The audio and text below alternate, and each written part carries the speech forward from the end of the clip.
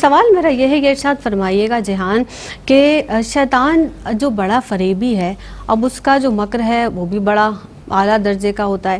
یہ فرمائیے گا کہ شیطان کے مکر کے حوالے سے آپ اس حوالے سے کچھ بتائیے گا، اور شیطان کا فریب آخر ہے کیا، اس تناظر میں بھی آپ بتائیے. فرمائیے گا یہ اس کے ساتھ کہ اس سے کیسے بچا جائے آخر کار. اعوذ باللہ من الشیطان الرجیم، بسم اللہ الرحمن الرحیم، الحمدللہ وبہ نستعین ونصلی ونسلم علی رسولہ خاتم الانبیاء والمرسلین علیہ افضل الصلاة واتم التسلیم، اما بعد. یہاں پر موجود لوگوں کو اور دیکھنے والوں کو السلام علیکم ورحمۃ اللہ وبرکاتہ.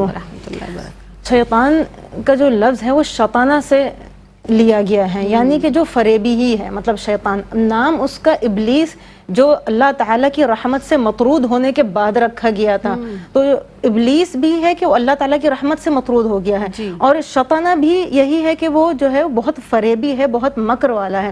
اس کا ظاہر ہے کہ اس کا نام جو ہے وہ پہلے عزازیل تھا، جیسے ہم سب کو پتا ہے. تو اب یہ ساری چیزیں شروع کہاں سے ہوئی، تھوڑا سا اگر اس کے اوپر رفلی ہم نظر ڈال لیں تو جب اللہ تعالیٰ نے جو ہے وہ ملائکہ کو بھیجا تھا، جب جنات کا دنیا میں بسیرا تھا تو ملائکہ کو بھیجا تھا یہاں پر اس فسادات کو ختم کرنے کے لیے، تو شیطان کو جو ہے وہ وہاں سے لے کر آ گئے تھے، ملائکہ اٹھا کر لے کر آ گئے تھے جب وہ چھوٹا تھا. ٹھیک ہے، تو وہ اس کو لے کر آئے تو پھر اللہ تعالیٰ نے اپنا علم اور وہ ساری چیزیں جو ہے وہ شیطان کو دیں، اور شیطان کو جو ہے وہ جو دنیا کا جو آسمان ہے اس کا مأمور بنا دیا، دنیا کا آسمان جو ہے. تو اب یہیں سے ہی اس نے اپنے آپ کے اندر ایک برتری محسوس کرنا شروع کر دی. تو یہ جو ایک جذبہ ہے نا مکر اور فریب اور یہ ساری جو جتنی بھی بری چیزیں، سب سے پہلی اس کی سیڑھی یہ کہ اپنے آپ کو بہتر سمجھنا کسی سے. تو اس نے ملائکہ سے بھی زیادہ اپنے آپ کو بہتر سمجھنا شروع کر دیا. پھر اللہ تعالیٰ نے ارادہ کیا آدم علیہ السلام کی تخلیق کا.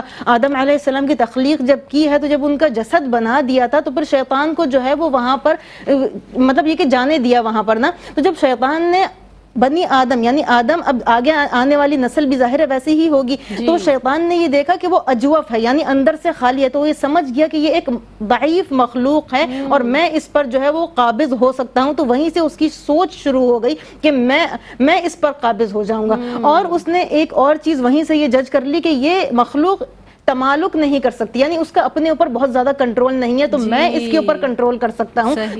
تو پھر جب سجدے کا حکم ہوا تو پھر اس نے ایک وعدہ کر لیا لَأُغْوِيَنَّهُمْ أَجْمَعِينَ إِلَّا عِبَادَكَ مِنْهُمُ الْمُخْلَصِينَ، کہ میں ان سب کو جو ہے وہ اغوا کر لوں گا اور اپنے لپیٹے میں لے لوں گا، اور اپنی جو ہے وہ مکر اور فریب سے اور اپنی جو میری جس طرح کی شیطانی سوچ ہے اس سے میں ان سب کو اغوا کر لوں گا. تو پھر یہاں سے یہ چیز جو ہے وہ وہیں سے شروع ہو جاتی ہے.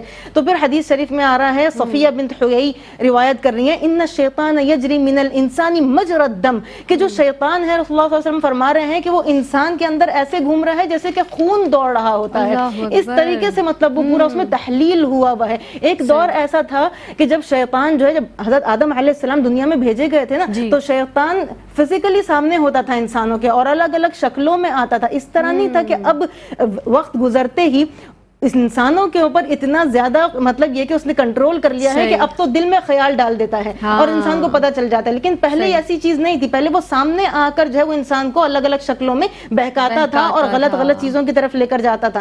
دل پہ کیوں کنٹرول کرتا ہے؟ کیونکہ دل سید الاعضاء ہے، یعنی پورے جتنے بھی اعضاء ہیں ان کا سید ہے. اب یہ کس طریقے سے چیزوں کو خوبصورت بنا کے انسان کے سامنے لے کر آتا ہے، یہ اس کے مکر کی ایک تصویر ہے. کہ مثال کے طور پہ اگر کوئی بھی خراب عمل ہے، جھوٹ بولنا ہے، جادو کرنا ہے، یا اس کے علاوہ کوئی بھی بدکاری ہے، کوئی بھی غلط چیز ہے، تو اس کو بڑا خوبصورت کر کے وہ لے کر سامنے آتا ہے اور اس کے بہت سارے ریزنز دل میں خود آنا شروع ہو جاتے ہیں کہ بھئی یہ ہم یہ کر رہے ہیں تو ہو سکتا ہے یہ ماڈرنائزم ہے، یا پھر یہ کیا کہتے ہیں کوئی حضارہ ہے، یا یہ تو بھئی دنیا کے ساتھ قدم سے قدم ملا کے چلنا ہے. یہ تو جو مطلب بہت ساری ایسے خیالات آنا شروع ہو جاتے ہیں انسان کو. تو وہ خیالات بیسکلی شیطان ڈال رہا ہوتا ہے. وَيُرِيدُ الشَّيْطَانُ أَن يُضِلَّهُمْ ضَلَالًا بَعِيدًا.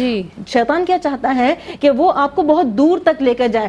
آپ کو وہ گناہ شروع کروائے گا بہت چھوٹے سے، بہت چھوٹے گناہ سے آپ کو شروع کروائے گا. اس میں کیا ہے؟ آپ کے دماغ میں سب سے پہلے یہ چیز آئے گی کہ ارے اس میں کیا ہے. اس کے بعد پھر اس کے بعد کا اسٹیپ آئے گا، اس کے بعد کا اسٹیپ آئے گا. آپ یہ سوچیں کہاں سے شروعات کی اور انسان کے دل میں وہ تسلیاں ڈالتا رہتا ہے. پھر ایک اور چیز شیطان کی یہ ہوتی ہے کہ جب وہ سارا کچھ کر لیتا ہے نا تو پھر کیا کہتا ہے اننی بری اننی بریء منکم انی اخاف اللہ رب العالمین، میں تم لوگوں سے بری ہوں بھائی، میرا کوئی وہ نہیں ہے، مجھے اللہ تعالیٰ سے بہت ڈر لگتا ہے. تو یہ ان لوگوں کو بولتا ہے جو لوگ اس کے پیچھے پیچھے چل پڑتے ہیں، اس کے بعد وہ اپنے آپ کو بری کر لیتا ہے. ایک بہت بڑا جو ایک سمجھنے والی ایک یہ چیز ہے کہ وہ انسان کے دل میں خوف ڈالتا ہے. کس چیز کا خوف؟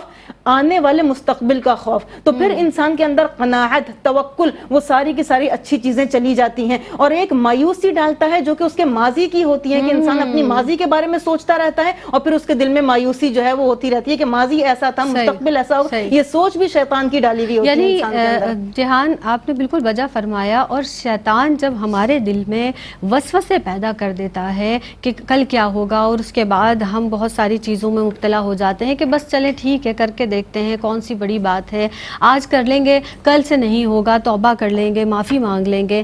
تو یہ تمام چیزیں جو ہماری اس کے بعد عادتوں کو پختہ کر دیتی ہیں.